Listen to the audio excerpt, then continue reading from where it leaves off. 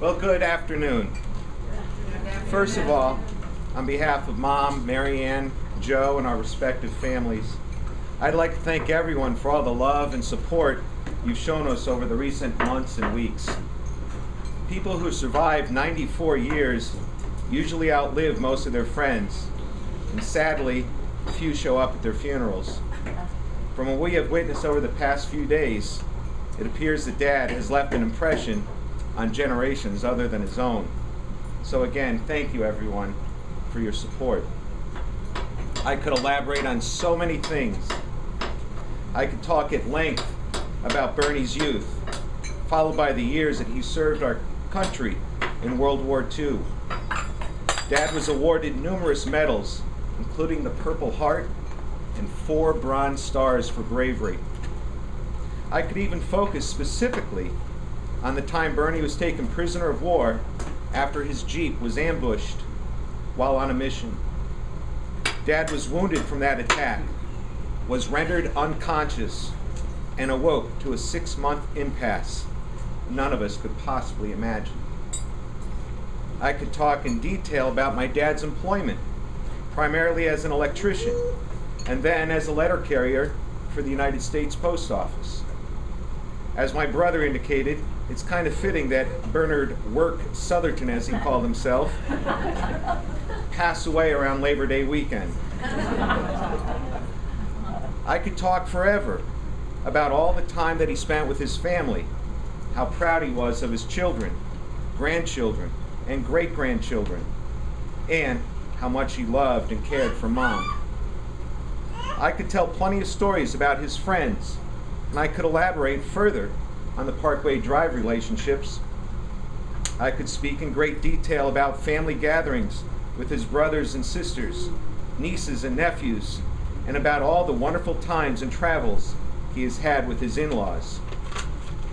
I could go on and on about his sense of humor and his silly puns. There are quite a few of them, so I'll spare you. I could speak extensively about Dad's love for nature, especially for his backyard birds, ducks, and deer, and how he was an outdoorsman back in the day. I could tell you all about his TV shows, such as Gunsmoke, Lawrence Welk, Hee Haw, Pennsylvania Polka, Carol Burnett, and All in the Family, just to mention a few. He also enjoyed watching boxing and baseball, and he easily could have managed the New York Mets. There are so many particulars on which I could focus that if I started, I would take up way too much time, and I'd surely leave out some great stories and plenty of names. So how do I approach a situation in which I could talk forever about the greatest man I have ever known? Well, as many of you know, I am a teacher, and with that comes homework. So I have an assignment for everyone gathered here today. I want you to eulogize Bernie. Now don't worry, I'm not going to make you come up here and give a speech in front of the class. Rather, I want every one of you, somewhere, sometime today, tonight, or tomorrow, to mention at least one memory you have of my dad. It can be a simple statement, a short story, or a long conversation. Perhaps it could be in the form of a little card or note to my mom. Maybe some of you could even post something on Facebook.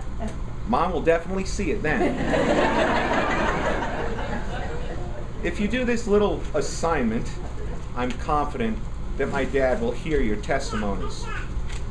So while I find it nearly impossible to give a point-by-point dissertation of my dad's life, I feel that I must at least elaborate on 3 of the many character traits that Dad has always possessed. 2 of these traits would be perseverance, combined with unsurpassed kindness. Allow me to explain. Many might not know that my dad had a lot of trials throughout his life, yet through it all, he has always persevered. Pop knew about struggles from the beginning. He was the youngest of 6 children, and he grew up without his father, yet without a consistent role model, male role model in his life. Bernie still became the best husband and the best father for whom anyone could possibly ask. I don't remember Grandma Southerton, And I know she had support from her parents and from her other children. But I'm guessing she must have been a special lady to raise such a fine young man in Bernie. Consider also that Dad, at the age of 8, just as a child, witnessed the beginning of the Great Depression. Food was scarce, so he knew all about hunger, even as a little kid. Perhaps this is why he cherished treating his family to dinner as often as he did. And whenever Dad would treat us to supper, he would always leave a generous tip, and then he would always be sure to tell the waitress, "Thanks, you did a good job. You did a good job." How's that for perseverance and kindness? The Great Depression led Dad right into World War II. The sights, sounds, and experiences from that war could have turned anyone into a bitter person. Yet somehow, just a few years after he returned from Germany, Dad was able to win over Mom with his charm and kindness. And I'm guessing his good looks too, right, Mom? Right. He still was. Talk about perseverance. In his midlife, Dad worked hard to support his family. In addition to supporting his family, he also helped others, often free of charge, with various construction projects and handyman jobs.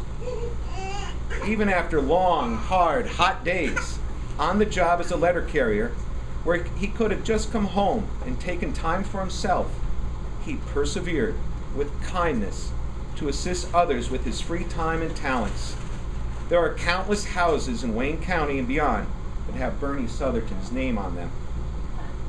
Just as his siblings watched out for him in his formative years, Dad did the same for and with his brothers and sisters in their final years. He lost Aunt Marie far too early. He tended to Aunt Ruth as much as he could and took her to breakfast almost every Sunday after church. He was there for his brother, I'll call him Juggy, at least twice a day when he became homebound. He picked up Uncle George twice a week to see the McDonald's gang, and then to do the recycling. And the care that Dad showed Uncle Bill, Aunt Alberta, and Lenita during their final years was unbelievable. People have no idea all that Dad did for Uncle Bill, a man who had no children of his own and who eventually lost his wife. Dad recognized this and was on call for him 24/7, tending to him in so many ways. Caring for our dad these past few months wasn't always easy, but I believe everyone was on board thanks to the genuine, heartfelt examples that Pop left behind with his siblings. Even in recent months and weeks when Dad was not feeling his best, he still tried to lighten the situation for others with his timely humor and spot-on puns. He still tried to make other people laugh and to feel comfortable. Not long ago, my daughter, Jennifer, stumbled a bit over a cord while Pop was snoozing in the sunroom. But suddenly he opened his eyes, turned his head towards Jen, and said, "Looks like you're going on a trip." Considering she is presently studying abroad in Rome, I can't help but think that was a very fitting comment. Keeping his humor in mind, after I cut his hair not long ago, I looked at him and said, "Dad, you look like $100. He glanced up at me and replied, "Yeah, all green and wrinkled." Once again, talk about perseverance, talk about kindness. He never wanted others to feel bad for him, so he did his best to make us feel comfortable. Even in his last days, after the doctors or nurses would tend to him, he would turn his head towards them, making eye contact, and in a weakened voice, he would murmur, "Thanks. You did a good job. You did a good job." Simply amazing, always making others feel good about themselves. So how could this man persevere through all these trials? How could he continue to show kindness towards others? These questions lead me to his third character trait, his unyielding faith. I am going to leave you with an excerpt from the book of Matthew. In Matthew chapter 22, verses 36 through 39, it states, "Teacher, which is the greatest commandment in the law?" Jesus answered, "Love the Lord your God with all your heart, all your soul, and with all your mind. This is the greatest and most important commandment. The second most important commandment is like it. Love your neighbor as you love yourself." So did Bernie love God? As a child, he was an altar boy and rang the bells in the belfry at St. Mary Magdalene. Later in life, Dad helped the church by wiring for the block party, from its inception to its end. Pop always carried a scapular with him. And after he was married, Mom and Dad said the rosary every day. They never missed Sunday Mass. They helped with pre-Cana. And for the past 25 years, Mom and Dad have embraced Eucharistic adoration during the Wednesday midnight hour. In recent months, Bernie went to confession, continued to receive communion at home, and was anointed 2 times. Unquestionably, Bernie loved God with all his heart, all his soul, and all his mind. The second part of that commandment asserts to love your neighbor as yourself. Now, in addition to your homework assignment, don't forget about that. I have one last request from all of you gathered here today. If Bernie Southerton was one of the very nicest, kindest, most humble, most sincere, and most genuine human beings with whom you have ever come in contact, please raise your hand. Take a look around. Looks to me as if Bernie Southerton followed the greatest commandment in the law. He certainly loved God, and he obviously loved his neighbor. Allow me to close by saying, thanks, Dad. You did a good job. You did a good job.